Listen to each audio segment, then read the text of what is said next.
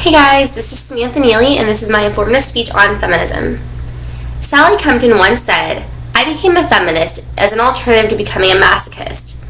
This statement is a pretty accurate consolidation of how I feel about feminism, and also a good jumping point for why I felt like it was important to share this subculture with you.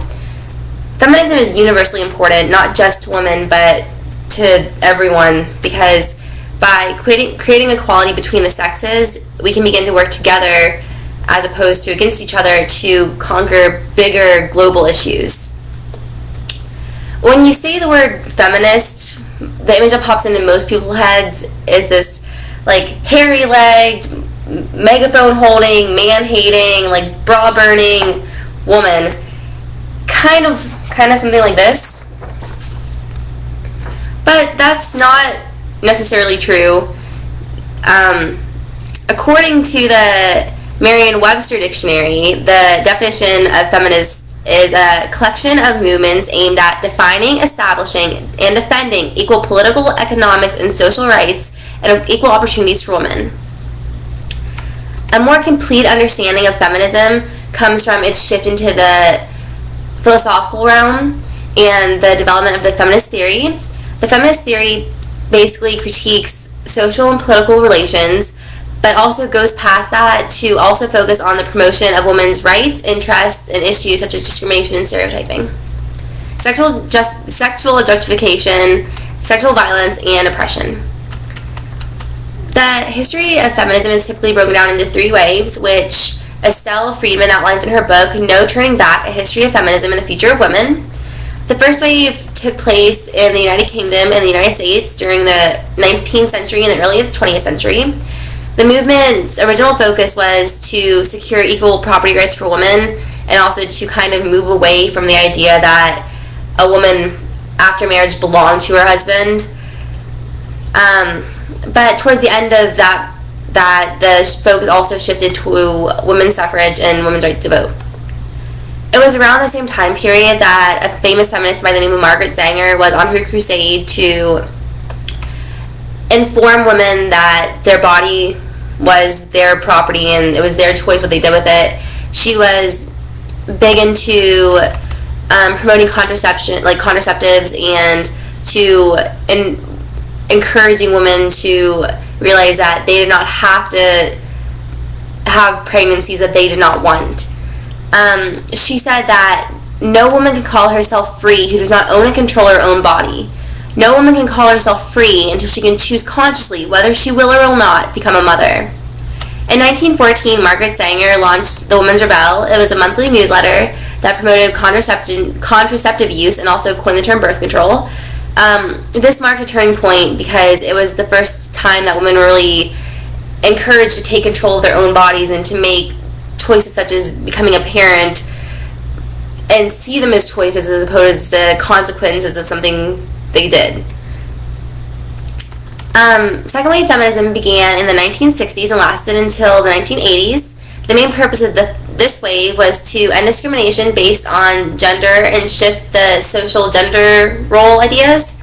They also encouraged women to view their personal role in society's injustices as being very closely related, because they believe that you had to change your role before you could change society. So the third wave actually began as a response to this because they believed that the second wave had failed, but they also sought to challenge or avoid the second wave's definition of femininity, which according to them overemphasized the experience of white upper class women. Not everyone thinks that feminism is that great of an idea. A lot of opposition comes from many traditional religions. They tend to think that it's not acceptable for women to be divorced or to not be married because women need men to care for them or to guide them. And also it's kind of a belief that women are fundamentally inferior to men.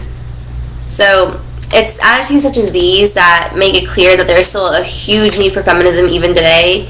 No one should be viewed as anyone else's inferior or anyone else's property, and women should be allowed to express their opinions and take control of their bodies and make choices for themselves, and also to live up to our nation's promise of the right to life, liberty, and the pursuit of happiness.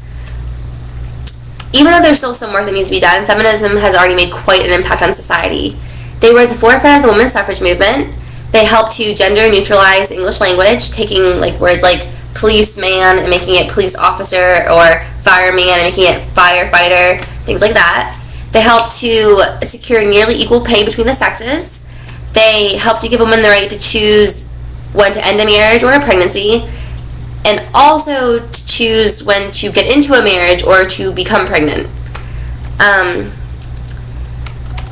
Feminists have also struggled to protect women from domestic violence, from sexual harassment, from sexual assault, and in other countries from also genital mutations.